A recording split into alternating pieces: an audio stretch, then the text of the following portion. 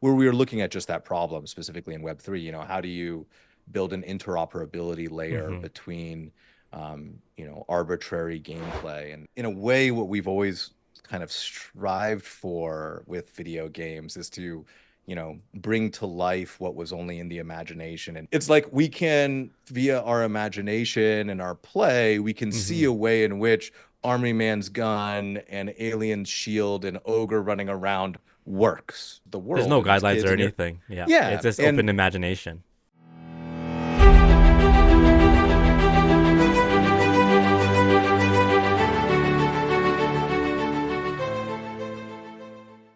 What if the world that you and me are living in right now was one giant simulation, and that we could now be on the verge of creating our very own worlds of simulation through AI and gaming? Sounds crazy and too much like the Twilight Zone? Not quite, because today we have a guest that can explain how all this is possible when we combine AI and gaming in a very unique way. Here with me is 15-year vet in the gaming space, and he has seen everything from the early days of PC gaming all the way to being involved in some of the most popular mobile games that have generated billions in both revenue and in downloads. For example, ever heard of Subway Surfers? And now he's pioneering native AI gaming in the Web3 space. I'm proud to introduce Keith Kawahata to the Web3 Mission Possible podcast. So good to have you here today, Keith. How are you doing today? great, man. Thanks for the intro, Felix. And I love the topic we're discussing today. This is awesome. So, you know what? Let's kickstart this episode with a banger of a question. So, what's this connection between AI, gaming, Web3, and this insane idea of being able to create your own universe of simulations?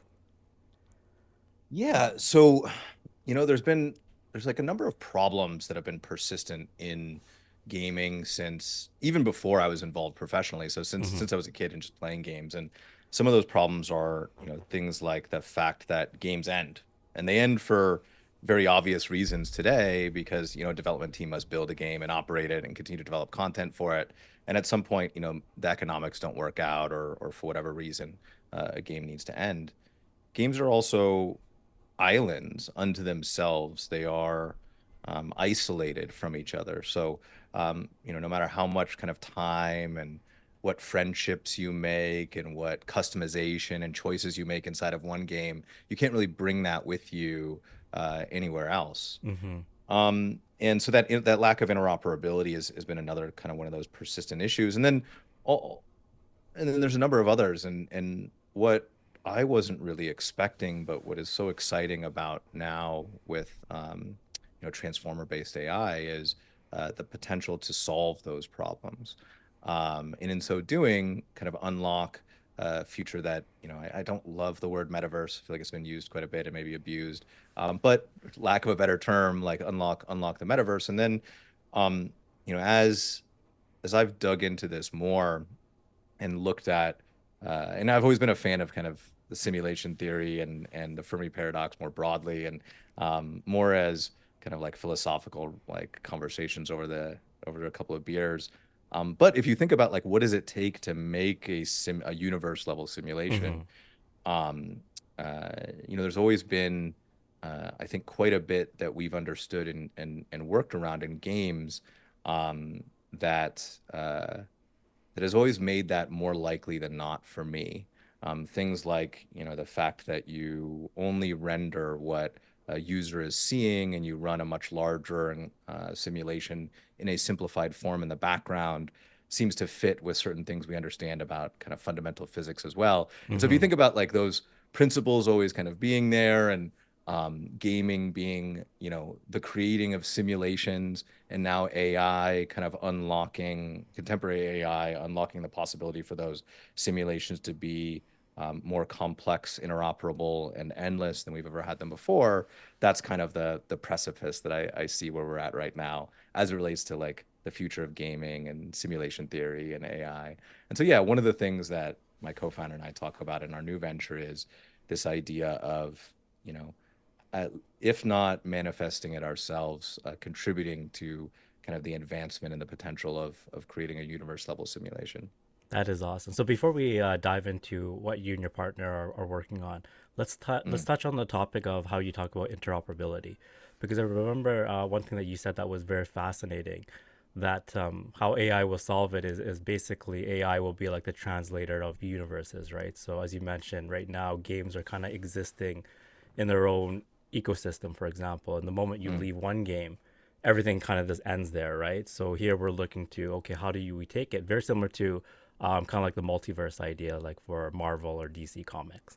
So you have all these different universes coming together, and then it's really like how would you take one character or maybe certain types of digital assets or items, and how would it operate in a different universe, right? So a lot Yep. of your approach is really fixing or finding a solution to that problem where you have these before kind of isolated islands of, let's say, games, but now how can they coexist where like characters is like pretty much crossovers of all these characters and really let's say NFTs in the Web3 space, and how would it behave in a totally different type of universe? And I think that's something that really sparks every gamer's interest, because we're always Hmm. curious to we're always in a way imagining how would, if we took, for example, this particular weapon that is in some sort of game, for example, and then we port it over to a different game, would it operate the same? Would it have the same level of damage, for example, or would it be like totally obsolete in that world, right? So it'd be really cool to see that we find a solution to that, so that it is broadens the entire spectrum of the possibilities of what type of games could be produced out of that. Yeah. So like I like to think about this from a few different perspectives that I think help different audiences to like Mhm. understand what we're talking about interoperability, and also even help me in my company think about it as well. So like one is, if you ask yourself like what do we mean by interoperability, and like is it even possible? I like to take people back to think about when you're kids and you're like playing in a sandbox, right? And you're like Yeah. one guy is the army man and somebody else is the alien, right? And you say, "Oh, I have a gun as the army man and I'm shooting you." And the alien guy goes, "Well, I have like an alien shield and I block it." And then somebody else comes in and goes, "I'm an ogre, rah rah rah." Right? And we think like if you think about that as some of the earliest forms of play that we have and the most intuitive and Hmm. the most permissionless and decentralized, right? They're using no central rule set or simulation that they're living. There's the There's world no and these guidelines kids, or and you're, anything. Yeah. It's yeah. just open imagination. And guess what? When you do that, despite the arguments that would erupt on the playground, it works, right? It's like we can, via our imagination and our play, we can see Hmm. a way in which Army Man's gun and Alien shield and Ogre running around works, right? Yeah. Within our play. So we can get it that at that there's something there. We have the possibility and the potential to make these disparate things fit together.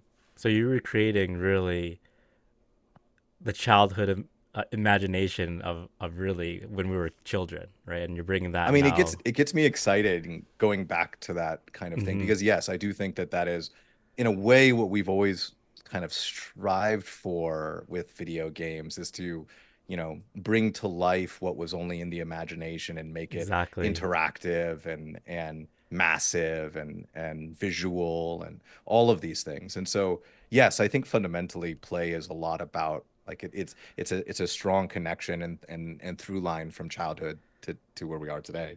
That is awesome description. So right now, if you were to create your ideal game and bring into, let's say, the childhood imagination to it, how would that look like in terms of creating that interoperability between all those different universes? Because as you mentioned, when we're Yeah. younger, that one example was, one kid would be in charge of like the army, the other kid would be in charge of the aliens, and the other kid would be, like imagining that he's an ogre, like an ogre, for example. What would your ideal game be in terms of how the universes would look like?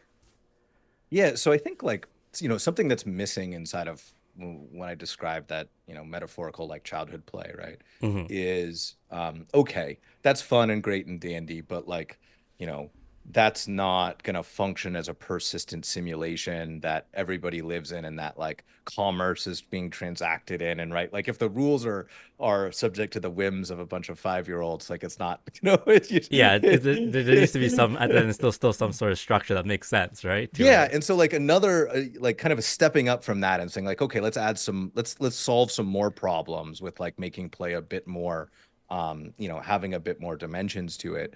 I think of like D&D, right? Mm-hmm. Still very broad and capable of like being very flexible as like a gaming platform or a Right. simulation or a world that people can live in, or even multiple worlds. But allowing for like a lot of flexibility as well. And what brings it all together in D&D, in my opinion, is or one of the core factors is the dungeon master, right? Mm-hmm. And the dungeon master is effectively like a personalized game designer, game director, right? That is unveiling the circumstances, the quest, the world to the players, right? And is doing so taking into account the context of who those players are, the relationship between everybody, things that happen outside of the simulation as well. Like takes all of that context into mind and then crafts a bespoke experience for the players, right? And if somebody can't make a D&D session, right, that's okay because again, this is not a static world, it's dynamic as managed by the dungeon master. Yeah. And I think of like, another way to describe, especially what we're building, is this idea of an AI dungeon master that is, we build both the simulation, which is the kind of possibility space by which like gameplay can be assembled. And then we have an AI dungeon master, a specialized model that assembles that together. And I don't think that that's the only kind of solution, but I think um, the metaphor here will apply to whatever solution we have is if you want to get personalized, endless, interoperable gameplay, you kind of end up with, well, I need something to be figuring that out in real time. And I was working on some other projects not too long ago, kind of before all this transformer AI stuff took off, where we were looking at just that problem specifically in Web3. How do you build an interoperability layer Mm-hmm. between arbitrary gameplay and um, we were trying to solve it without like transformer-based AI, but it is so much better and like so much With the help of cooler, honestly, AI. and more fun with AI because Yeah. it goes from like needing to solve things in a fairly static way to being able to allow, you know, again, what is the equivalent of like a human dungeon master to be spawned infinite times and operate at whatever level of kind of detail within one individual or many individuals together to assemble an experience for people to play within. That's awesome. So let's touch on the idea of like how you mentioned with the AI game director, because I think like Mm. you really parallel that to the dungeon master, right? So as we're familiar with in a lot of games today, they're very a lot of the adventures are scripted out. So it doesn't matter how many times you play it, you're gonna get to the same ending no matter what, right? So in terms of the possibilities, it's very very limited. So with the help of AI and especially with the concept of the AI game director, I'm just looking to sum everything up. So in Mm. terms of how in terms of creating infinite possibilities, it's really the idea of it like reimagining open-ended experience where the outcomes are based on the choices that, let's say, the character makes during the decision, and that takes into weight the dynamics between all the relationships and so forth during the course of their journey, very similar to how we had talked about earlier with life, for example. Like every one Hmm. of us makes decisions every day in our life, and at the end of the day, we arrive to different different points in our life journey, but we could always come together and share commonalities to talk about life, even though we are taking different paths along the way, right? So, is that what the AI game director is really breaking the box in terms of, instead of this scripted adventure, now it's okay, well, every little decision that factors into it could totally turn out to something different for one player as opposed to the same player playing the same game, right? But yet they could come together and share a lot of their experiences based on experiencing that particular gameplay. Yes. So, I mean, the short answer is yes, all of that, and more.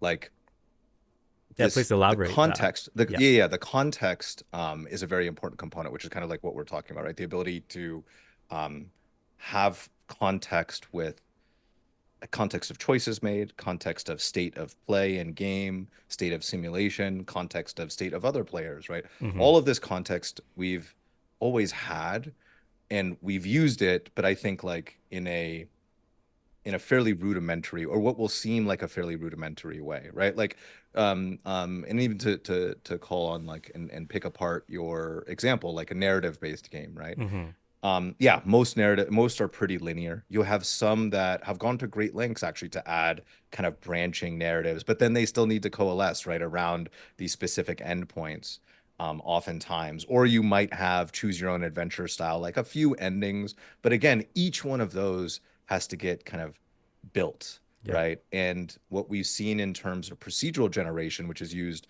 throughout gaming right now, is it's okay. It's way better than not having it in a lot of cases, but it also leads to repetitive, dull stuff. And we see that also throughout gaming because I think like our human brains are made to recognize patterns. And so Mm-hmm. sometimes we recognize them even when they're not there, and those form conspiracy theories and stuff like that. But yeah, this is all in trying to build experiences that people will want to engage with forever. We've always been striving for something more dynamic, right? And if you just anybody that's had a chat with ChatGPT or Claude or any of these kind of foundational models, or is maybe more advanced and has been, running open source models on their own or Mm-hmm. whatever, if you've talked with an LLM, or if honestly, if you used a diffusion model and messed around and created images, I'm sure you've experienced the wonder of wow, like this thing can keep going. It feels real enough, right? Right. And that is what we are harnessing, and just turning it into games, right? And so in order to do that, one of the things we've had to do is effectively create a language of games. And when you start thinking about a game in terms of language, right, and you put it together in the same way you would Like a chatbot, right? story, Yeah. yeah, and within a chatbot, Yeah. you could see how you could talk with ChatGPT forever. You could talk Mm-hmm. about any topic forever. It will keep going, right? And Yeah. it will be be pretty good about maintaining the conversation and the context of that conversation. You want to know what else is really awesome about games and kind of different than a lot of other use cases of AI, though, is in more utility based, what I call utility based versus entertainment based use cases.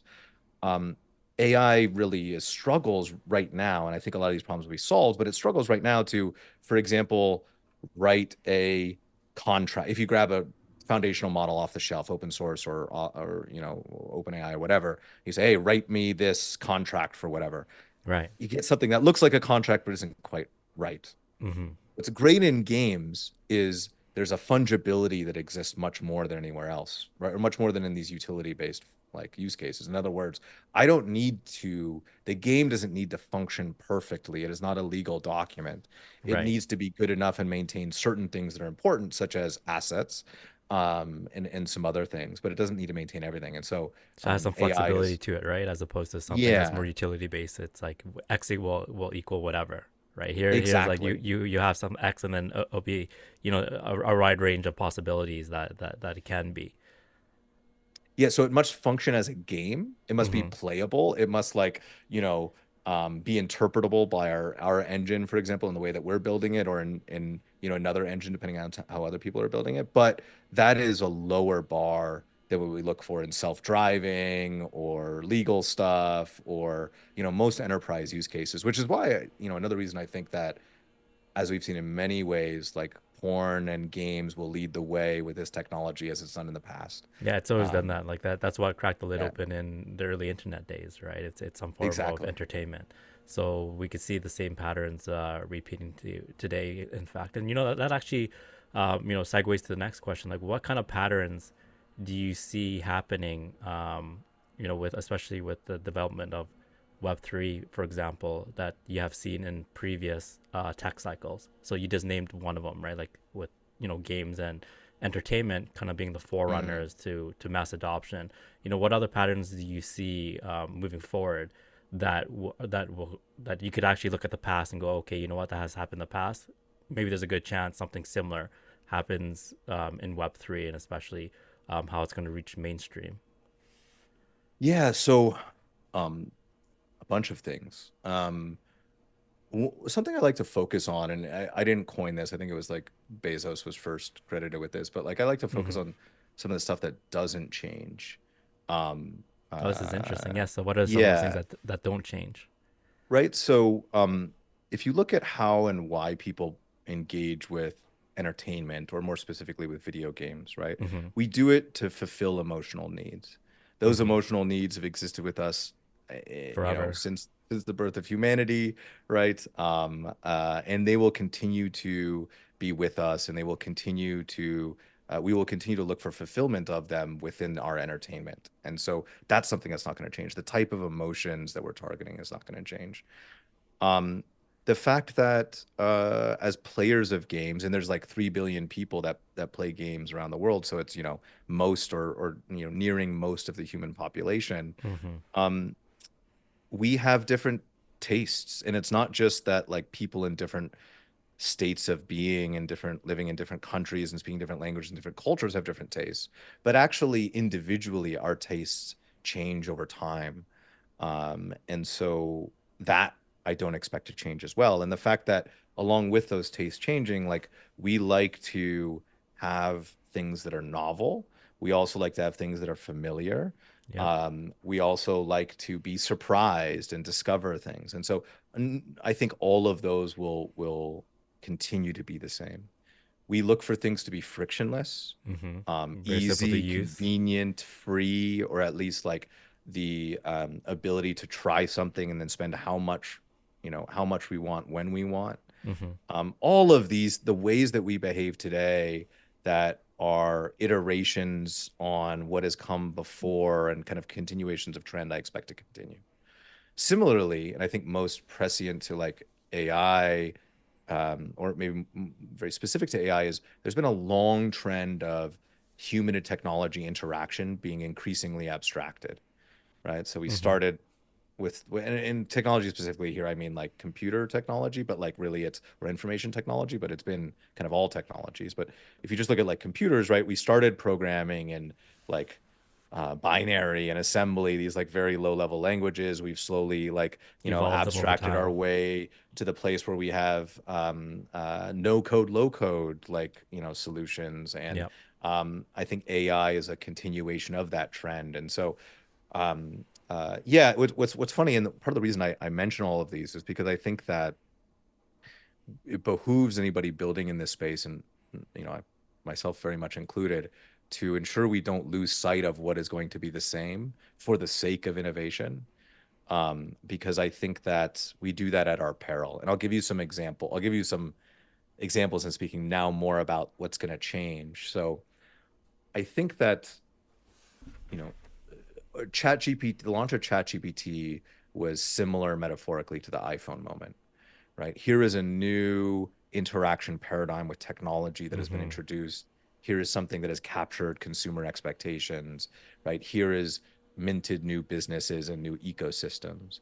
And I expect some of the same underlying characteristics to play out here as well. For example, I think that the interaction paradigm of AI has been set, and from here will be iterated upon, but will not be fundamentally rewritten. And what do I mean by that? So I think this natural language conversational interaction is here to stay. That So may there's the evolve from LLM, right? The it may evolve from text. right. It may evolve to like, voice to voice. Mm-hmm. It may come to include other forms of like input and signal process and like signal taking.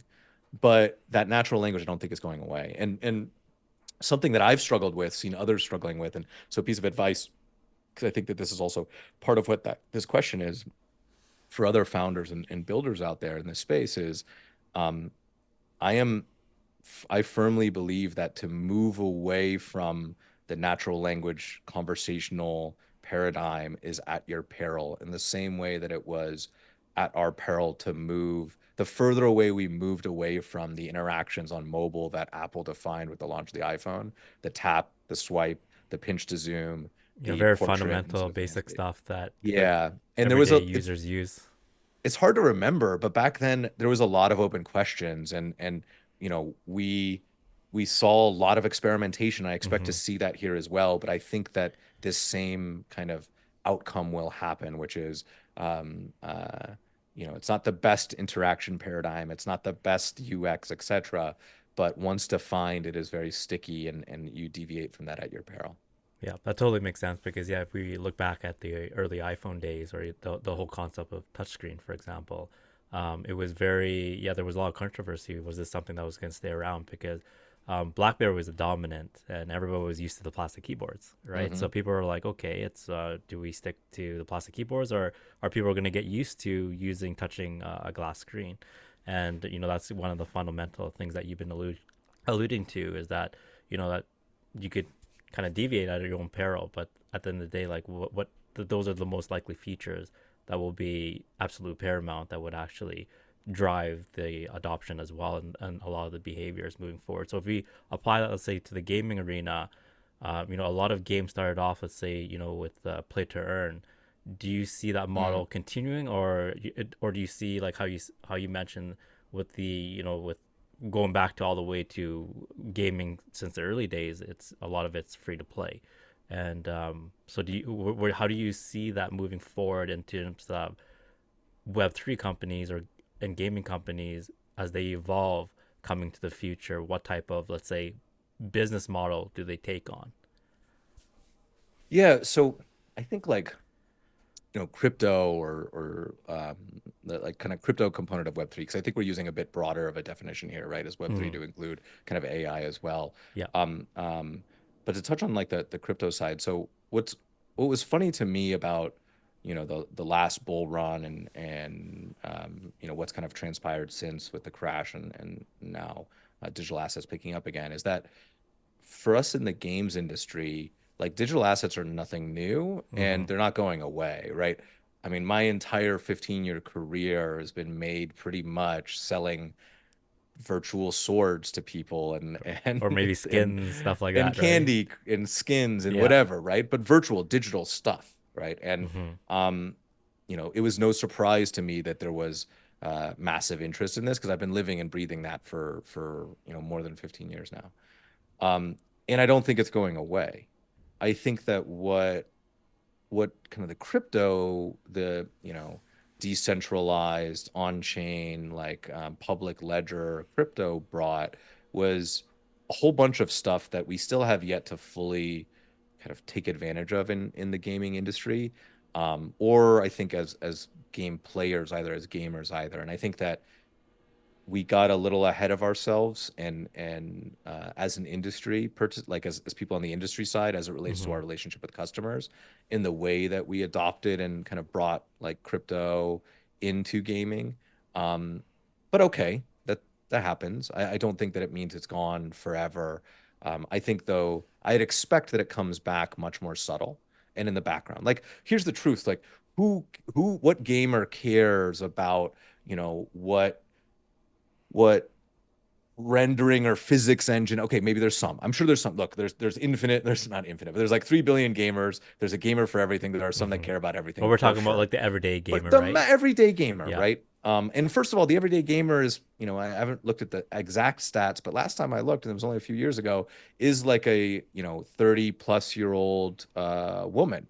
So, and we don't Mm-hmm. think of that in terms of like that's what the gamer is, but it's I think we need to broaden our definition of it. But anyways, as it relates to crypto and Web3 stuff, look, digital assets are great. We already buy and transact with digital assets. Anybody that plays a contemporary video game has likely interacted with digital assets at that layer.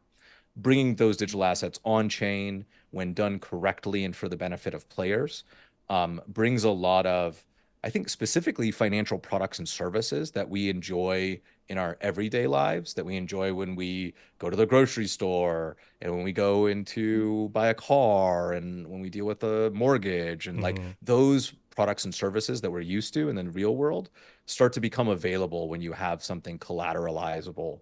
That's in order. Then you can collateralize assets, right? Right. And I think that's a big deal. And I think that players, again, when they understand it well, will want it. In terms of the specific, and will embrace it when it's brought to them in the right way and done for their benefit. When we talk about some of the specific business model elements like pay to earn or whatever, again, I go back to kind of fundamentals here. And I think that people are not like that low. Here's another thing we did wrong in crypto.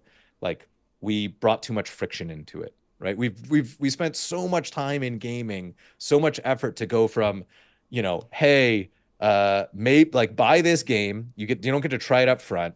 Maybe you can run it on your computer, which is like individually, like, hand built by yourself by hobbyists, Yeah. to a place where now you can just download an app and it freaking works, and you don't even have to pay for it up front, and the download size is really small, so you can do it Hmm. over the air, blah blah blah blah blah. We did Yeah. all of that, and then crypto came along and said, like, hey, if you want to play a game, like, go figure out how to open a wallet, and by the way, don't forget your keys, and like da da da da da da da. Yeah. It That made things more complicated and sophisticated when we had already simplified it. Yeah, yeah, yeah. And so I think all of that needs to be pushed into the background, right? Hmm. And free to play gaming, microtransaction gaming has precedent for this. If you look at the complexity of games, right, we try and limit complexity in the beginning, and then we allow people to grow into that complexity. Friction complexity is no different. So, that's how I think people will come about it. But yeah. But in terms of business model specifics, I'm not sure. Like, I think it is highly motivating for people to maybe get rich. Hmm. And we also need to be careful with that as an industry and as like game creators, because um, uh, it can introduce, I think, community negative elements to it. I know of a number of like Web3 gaming studios, some of which I'm an investor, some others that I'm friends with the founders and just know closely, who struggle with this when they start to have a lot of speculators associated with their game. It can skew how they view their game and how they make choices around the game. And even though, in a sense, like anybody that is a token holder associated with an ecosystem should be aligned with that ecosystem going up. Correct. Look, we've seen the same. I don't think that it's different type of behavior that's specific to crypto, but we see, the same thing happen in public company when companies go public, and they maybe find their way inadvertently to focusing too much on short-term, like, Returns, financials, right? and Yeah. yeah. Um, so similar stuff, right? I don't think any of it is fundamentally different. But yeah, that's in a roundabout way, and kind of my view on kind of crypto and That's gaming right awesome. now. So we have this because what crypto really brought was it really highly financialized the entire space, right? So especially with Web3, because as you mentioned, you could be a token holder, you could stake, all that stuff that would earn you some sort of ROI or yield.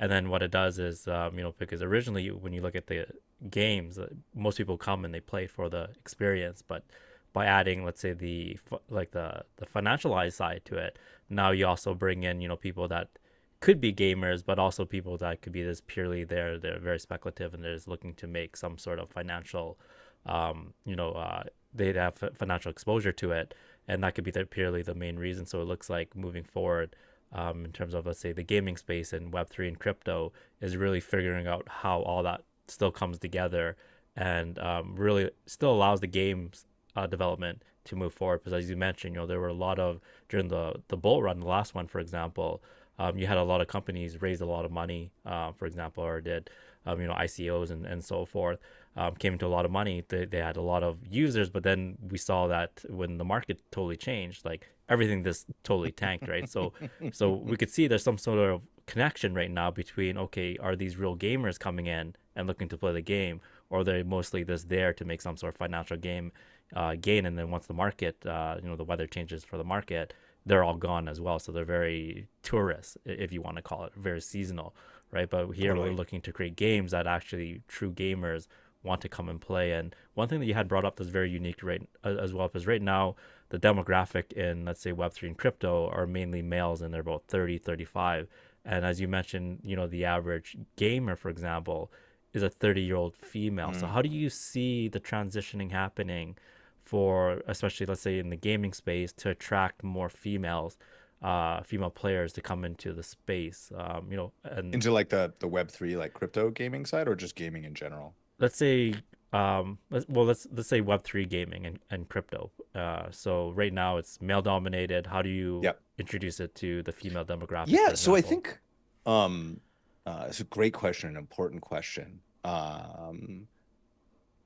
And I think it's the same way that we've done it in the last like 20 years, right? Really Mm-hmm. making gaming from when I remember when I was a kid. Right? Gaming was for nerds, and that was me and my friends, Hey, and we we did got that. made We fun spent of, time and at arcades and stuff like that. yeah, Right. right. And that's who it was for. And we Hmm. were nerds, and there's still some people that try and gatekeep it now, but today gaming is for everybody, Yeah. right? And what made that possible? Well, it wasn't like it definitely it was games, right? It was Hmm. games made for people, oftentimes by people who, were the audience. I think that we still something that despite the fact that games are very ubiquitous and mass market now, I think as an industry, we don't have as representative of creators. And I think it's most important when it comes to kind of creative expression to have more of that kind of representation.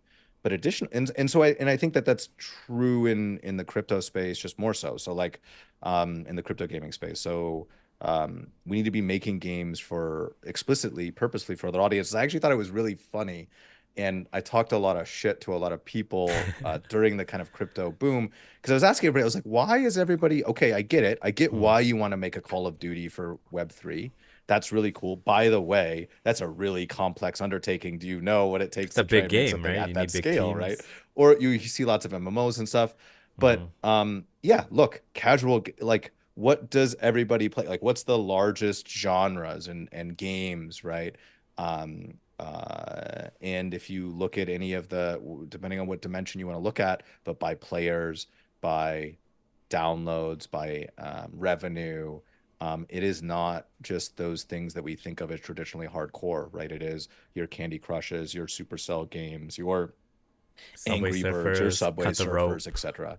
And I think Hmm. that, yeah, exactly. And I think that we're going to start to see more of that in the Web3 space. To call out a few projects that I think are doing it well, like I saw that Yuga announced recently, like they've got their next Dookie Dash coming out, Oh, which awesome. I think that like you see what they're doing with that, right? That is a more mass market kind of gameplay, right? As an Has appeal infinite to runner. everybody, and it's not just the Yeah, hardcore, let's say first person shooter game, for example, right? So only exactly. there's that's very niche. But here, as you mentioned, like especially for mobile, like during the early 2010s when we really saw it take off, it was really these hyper type of casual games that anyone could play. You could have a 5-year-old kid all the way through to somebody like who doesn't even touch games, but that could figure it out. You had like Flappy Bird, for example, that was really, really Hmm. popular, right? Like anybody could play it, and it didn't matter like what country you're from, like what your background was, for example. It was just an easy game to figure out. And there was always that saying, what was it? It was like difficult to master but easy to play, right? And Totally. that's what made it Exactly. addictive. Yeah. So you'll, Completely. yeah. And I think that so I'd say that's one category that I expect to I think if people stay with it will break out, which is the Hmm. kind of like things that we think of as shorter session, like more casual kind of games. Even though the truth is like people play, if you look at the user behavior in Subway Surfers as an example, while it's hugely mass market, there are people that play 5-hour runs, right, and post them on Yeah. YouTube, and we can go look them, right? So you can get hardcore into something simple, but I think there are other categories as well that people need to persist with to break things open. The main thing is to finish games that are good that people actually want to play for the games themselves. But I've Agree. seen a bunch of like, more mass market and being made mass market aesthetically and being made by game teams with a lot of experience, bringing Hmm. kind of World of Warcraft style MMOs. I'm starting to see more in the Web3 space. So I saw Skyborn Legacy has been doing a lot recently, and there's another game I think it's going into early access soon called World Shards. These are, what we would what I think gamers will recognize as games first and a kind of ecosystem and crypto second. And I think that yeah, I think that like It's like a shifting of that's the priorities, right? future. Yeah, Yeah, because right yeah, now a lot of it, as we talked about, it's highly financialized. So people kind of look into Web3 and crypto and see the crypto side, and then everything else is kind of like falls to the background. Whereas in the right. future, we're going to see, for example, in the gaming space, people like users are actually going to go there. The number one priority is this a good game?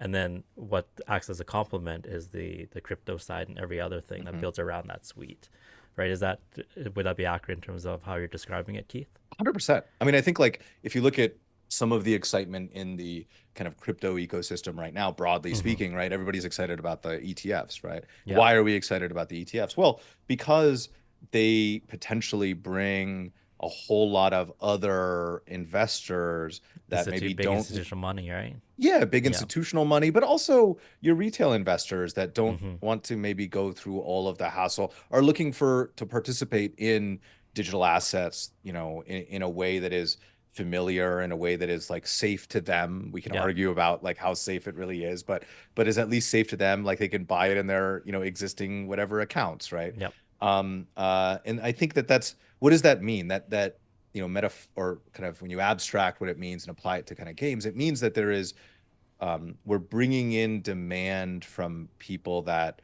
are not native crypto Mm-hmm. and are mass market. And I think that's what you should look for when you're an investor in maybe more specific projects, gaming projects in particular as well, metaphorically speaking, which is like games that people are actually playing for the entertainment value. Yep. Because at some point, if you have an ecosystem and an ecosystem is meant to have value and the value is, whatever way you want to calculate it, like the important consideration is like who is deriving value that is non-financial from it, because we can't all make money, Mm-hmm. right? That doesn't work like that. That's Yeah. or yeah, no, it just doesn't work like that. As much as we like So it, it just doesn't. Like the yeah, fundamentals so don't. somebody has to be consuming and doing so Mm-hmm. repeatedly, so they need to enjoy that, right? Otherwise, it's Ponzi schemes, Yeah. right? And rug pulls and whatever. So Mm-hmm. I think like look for where, if I was to be speaking to like crypto investors, of which I consider myself one, like I'm always on the lookout for like where are people actually playing and interested in playing and excited about the game rather than other elements. That would totally make sense. So that taps in like how we had talked about earlier, kind of like the neuroscience behind what really, what stays the same. So, people like Mm, surprises, they like, novelty, for example. So creating those type of elements so that the user, for example, actually plays the games based on a lot of those underlying emotional connections, right? So yep. if it's driven with that as the top, everything else will fall in this place in terms of like the tokenomics or the economy or whatever around it. But you that needs to be the driver, and we've seen when it's the other way and the market changes, it totally changes the tide in terms of the gameplay, and everybody just leaves, right? Like we see that, like in terms of usage, like there's a drop like 90% plus like, once the market changes. So, we need some sort of sustainability, and a lot of that is tapping into a lot of the real reasons why game people play games in the first place. So that is really really awesome. So before I jump to the last questions, I like to ask you this question in terms of Web3 and crypto. So in terms Mm. of the space, what do you see people or the Web3 space and crypto doing exceptionally well that you don't see anywhere else? Ooh.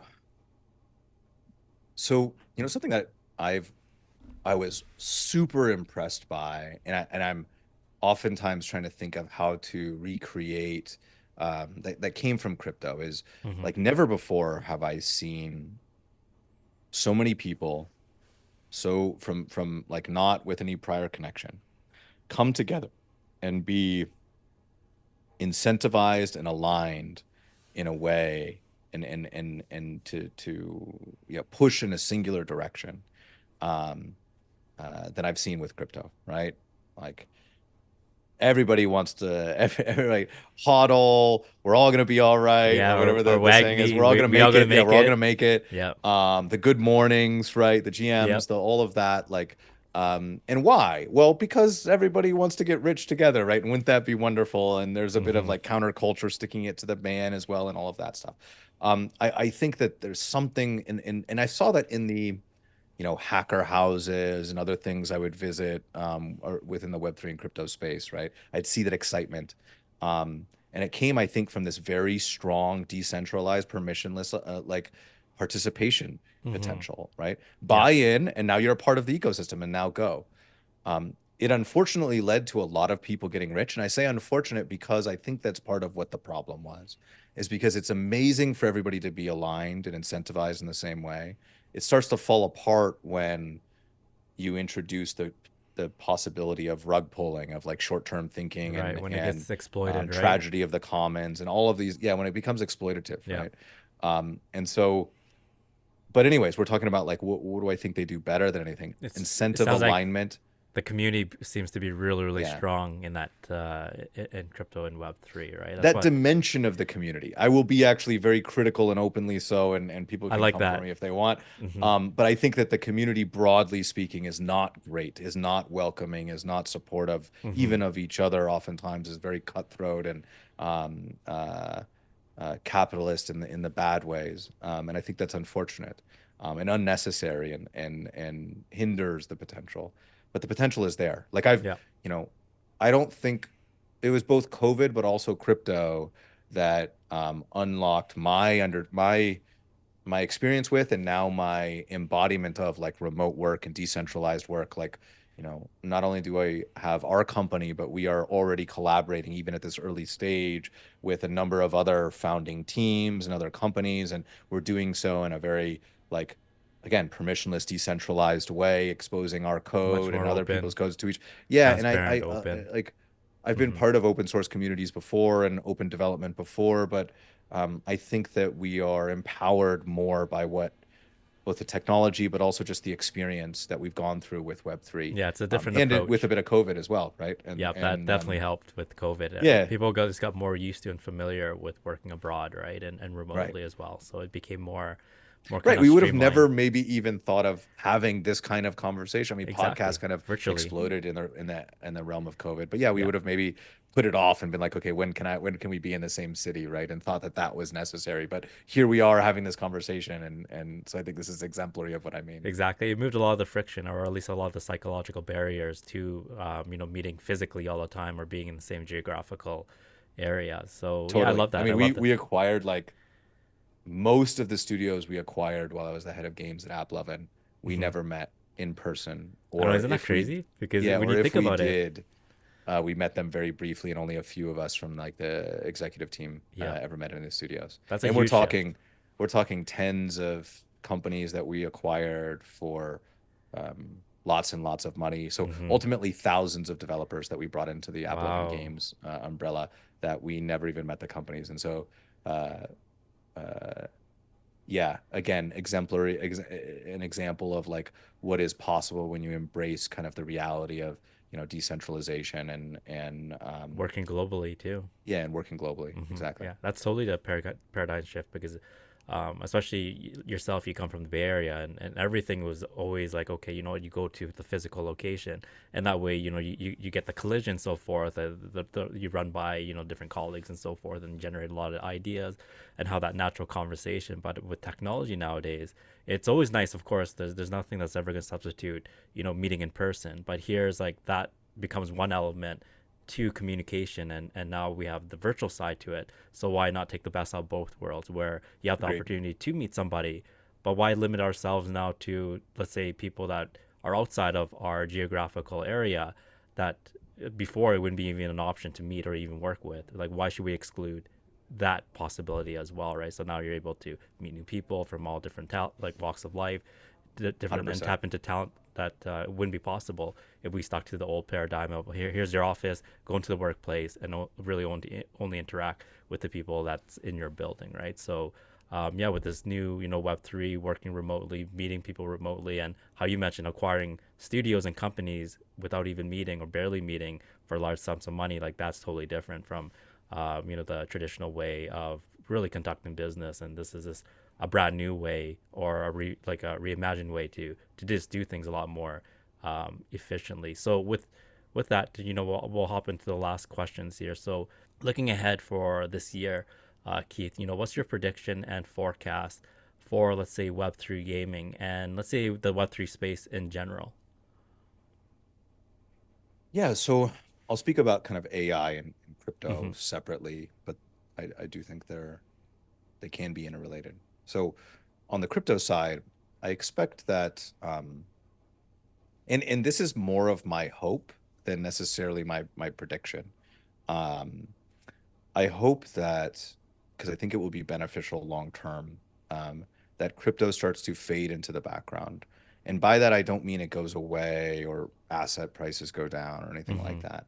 But in terms of like its presence within products and services, I hope that it fades into the background. It's Because not the do we really? core thing Right, right, that's right, being right. pushed, Nobody right? cares that like Stripe is the, well, I'm sure, okay, some people care. Hmm. Most people, I think, don't care when I'm doing a checkout online e-commerce that it's Stripe processing the payments versus some other payments processor. Hmm. And I don't think we should care necessarily, and I don't think most consumers will ever care about like what chain their stuff is on or whatever. They just want it to work.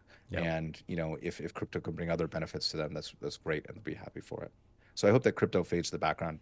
I also hope, and honestly, this will be more of a prediction. I think given the sheer number of, if you just timed all the investments that went into kind of crypto gaming, we should start to see the products now. And I'm close to some projects. I mentioned some, starting to see some of them come out. And so I think those two elements could go hand in hand, right? Crypto kind of fading into the background, but us seeing some big Web3 games, break into the mass market out of kind of the crypto echo chamber. And these are like high quality games that actually Yeah, people want to play, right? Whereas yeah, in the past, there are a lot of the games were just, okay, well, here's our idea, here's kind of like our white paper, our roadmap. But really, the idea was, okay, well, how much money could we make when we, throw this on a DEX yeah, or exactly, put on exactly, a exactly. central exchange, right? So kind of that fades into the background. And now you're seeing with a lot of the resources that have come in to these gaming studios, they're actually investing that into a real product that where real users can actually use it and enjoy the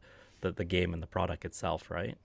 Totally. And I see a lot of them, especially some of the ones that I'm close to, go to great lengths to do both dimensions of what we're talking about Mm-hmm. here. One, make a great game, like market it into the masses, and two, fade the crypto into the background such that one doesn't even need to know that they're playing a crypto game, and you like it because you like it, and then, oh, what do you know? Now you own some digital assets that are that are more real than anything you've owned Yeah, before, and you could do a lot with them. And I think that's a great way to go. that is On the awesome. AI side, oh, I think we're going to see a lot. I think that, Can you I name was, one thing that you really could see really like popping out over the next in 2024? If you were to pick one I mean, one of them, like what's that one thing that you go, oh, like this is gonna be crazy and it's gonna be really out there?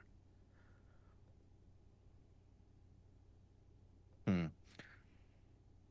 I think we will see relationships that people form with AI that really challenge what we culturally, societally think of as relationships.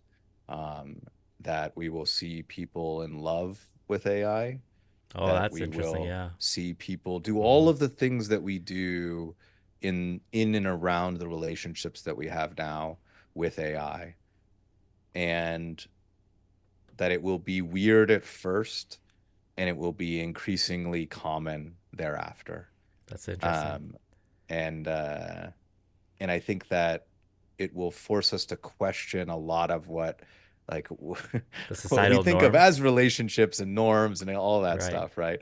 And so yeah, I think the human side of our relationship with AI will be a surprising element of this year. So you see AI really complementing or maybe even a way challenging our concepts of what constitutes what a real Well, relationship is between human to human in some sense, right? yes, So and I try to yeah. choose my words very carefully because actually I don't think it'll be AI doing it. I see it as us doing it to ourselves and to each other and to AI. In other words, So we are the ones who program the AI to behave the way no, that we we're the want, ones that or have how the do you see it? relationships and project. So like, there's a lot of questions in the technical AI side of circles, right? And Mm-hmm. I'm barely able to even speak on these topics, but about kind of the technical proficiency, accuracy, quality of AI models, right? Are they good enough? Is it actually conscious, right? You see some of the amazing podcasts on Yeah. other platforms, right, about this kind of stuff. And I think all of that is fascinating. I'm interested. I'm there for every conversation about it. But as a game maker, I always look at kind of like, well, what do most people actually, how do most people actually interact? Because they're not interacting and trying to like ask those kind of questions. They're saying, is it good enough? And Right. I think AI is already good enough. And so and people are already developing these kind of relationships. I just don't think we're hearing about them that much. And so, even without any advancement, which there will be, I think that we will start to see models come to life. These bots that we think of having these interactions and relationships with will come to life more than we've ever seen, but that it's really us doing it to them. Like AI doesn't have to be conscious. We don't even have to Hmm. know if it's conscious, and it doesn't have to be conscious for us to feel like we have a relationship to Right. it. The anthropomorphization of things is something we do really well as humans. I think we're just going to do it to a crazy degree, and we are going to see lawsuits around AI and to companies that Hmm. change things within a model when users didn't want it to happen, or with a model that they believe they have a relationship with, or like we're going to see a lot of legal battles and cultural battles and things like that. But so the one I made this comment only because it's not that AI is going to get so good that it does this to us. It's that we do this as humans.